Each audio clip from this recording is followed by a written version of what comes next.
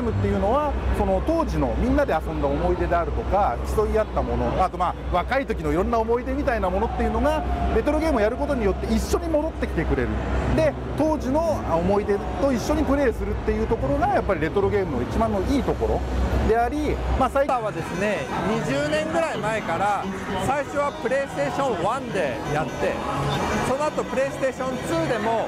レトロゲームを出すっていうのをやっていたんですけど、今のように盛り上がらなかったんですよね。今回4回目のチャレンジでプレイステーション4と Nintendo Switch と Xbox One でやってるんですけど、今すごく盛り上がっています。